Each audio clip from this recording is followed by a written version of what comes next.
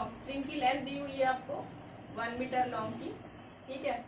The other and is move up and down with the frequency 15 hertz, frequency 15 hertz की दी हुई है, और वो it completes 4 loops produce on the string, find the speed of progressive wave, आपको progressive wave की speed निकालनी है। String one and से टाइट की है और वन एंड से ओपन रखी है, तो वो बोल रहा है कि हम जब इसको स्ट्रिंग को, यानी ये यहाँ पे अगर स्ट्रिंग है, इसको अगर हम यहाँ से जर्क करेंगे तो इसमें क्या फॉर्म आउट हो जाएगी, ये ऐसे स्टेशनरी वेव फॉर्म आउट हो जाएगी। तो वो बोल रहा है कि जब स्टेशनरी वेव फॉर्म आउट हो जाएगी तो इसमें 4 लूप्स आएंगी और लास्ट में एक एंटी नोड आएगी, ठीक है।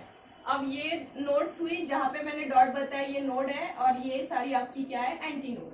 अब दो नोड में का डिस्टेंस कितना होता है, λ/2, ये भी λ/2, ये भी, और नोड और एंटी नोड में का डिस्टेंस कितना होता है, तो λ/4। तो टोटल कितना हुआ length, that is lambda is equals to, ये हम ये फॉर्मूला ले सकते हैं, that is lambda is equals to p times λ/2।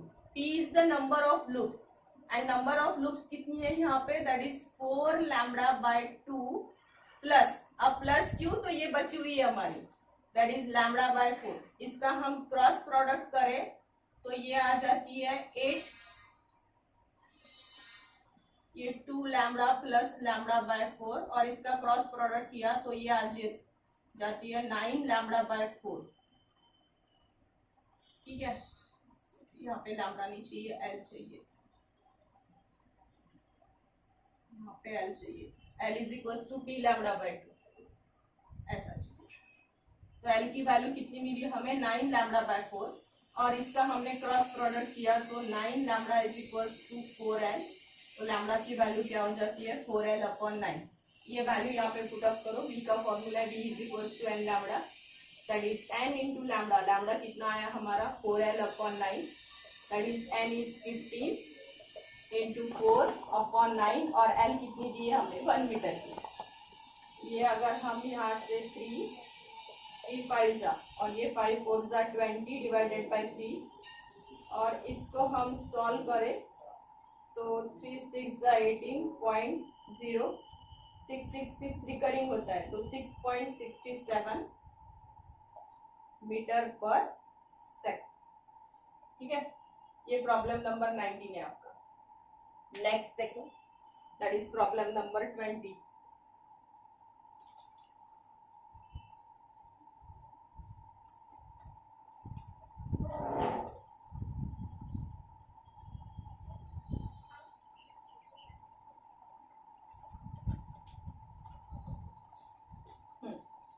क्या दिया है, a violin string vibrate with the fundamental frequency of 440 hertz. Fundamental frequency कितनी है, ये 20 नंबर का प्रॉब्लम है आपका टेक्स्ट बुक।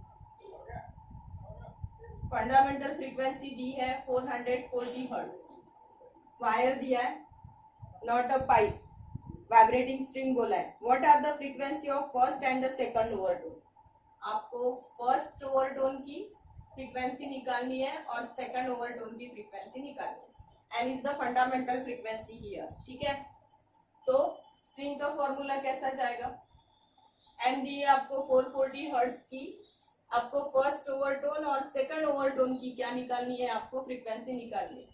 आपका स्ट्रिंग में जो आते हैं वो इवन ऑड सभी आते हैं, 1n 2n 3n ऐसा आता है, 1n 2n 3n 4n ऐसा आता है। यानी ये क्या हुआ, फर्स्ट हार्मोनिक फंडामेंटल फ्रीक्वेंसी, ये सेकंड हार्मोनिक फर्स्ट ओवरटोन, यानी हम n1 की वैल्यू क्या लिख सकते हैं, that is 2 times n, that is 2 into n। n की वैल्यू कितनी दी है 440, तो ये कितनी आ जाती है, दैट इज 880 हर्ट्ज, ठीक है। अब ये थर्ड हार्मोनिक यानी कौन सा ओवरटोन हुआ, सेकंड ओवरटोन, तो n2 की वैल्यू क्या आ जाएगी, that is 3 times n, that is 3 into 440, 0 3 4 जा 12, 3 4 जा 12 प्लस 130, यानी ये कितनी आ जाती है 1320 हर्ट्ज, ठीक है। अब नेक्स्ट वाला देखो,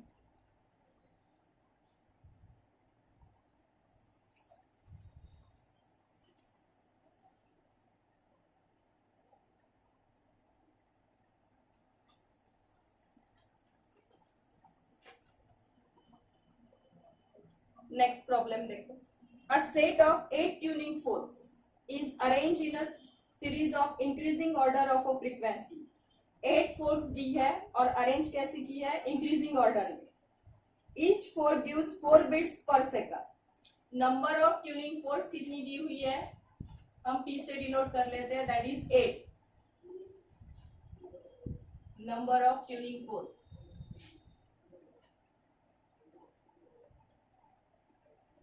ठीक है, 21 प्रॉब्लम है. अरेंज कैसे किए, इंक्रीजिंग ऑर्डर में, और इसकी बिट फ्रीक्वेंसी दी है. Beat frequency is denoted by NB. Beat frequency दी है 4 beats per second.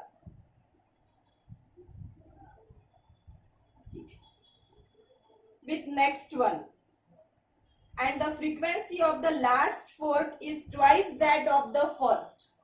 Last fork यानी 8 नंबर की फोर्क की फ्रीक्वेंसी फर्स्ट नंबर के फोर्क के फ्रीक्वेंसी के डबल है, यानी कितना जाएगा, 2 टाइम्स n1.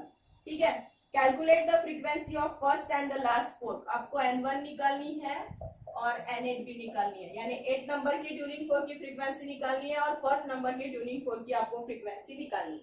ठीक है, अब इसके लिए फॉर्मूला कैसा जाएगा आपका, मैंने 2 फॉर्मूले लिख के दिए, इंक्रीजिंग ऑर्डर का भी है एक और एक डिक्रीजिंग ऑर्डर का भी है. ठीक है, तो अभी ट्यूनिंग फोर्क्स हम कैसे अरेंज कर रहे हैं, विद द इंक्रीजिंग ऑर्डर. तो ये फॉर्मूला कैसे जाएगा, that is n8 is equals to n1 plus p minus 1 into nb. ठीक है, p minus 1 into nb bit frequency, that is nb. अब n8 दी हुई है, n8 कितनी है हमारे पास, that is 2 times n1. Actually n8 यानी np लिखते हैं हम यहाँ, np is equals to n1 plus p minus 1 into nb. ठीक है, np यानी p is the number of fork.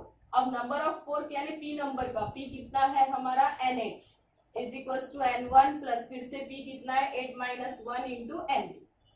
n8 की वैल्यू दी है हमारे, that is 2 times n1. n1 plus 8 minus 1 is 7 into nb.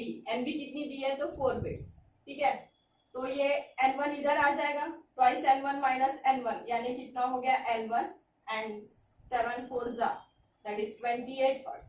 तो पहली फ्रीक्वेंसी n1 कितने की हो गई आपकी, that is 28 hertz की. आपको कौन सी निकालनी है, n8. n8 कितनी दी है, n8 is equals to 2 times n1, that is 2 into n1. n1 कितनी है, तो 28, that is 56 hertz. ठीक है,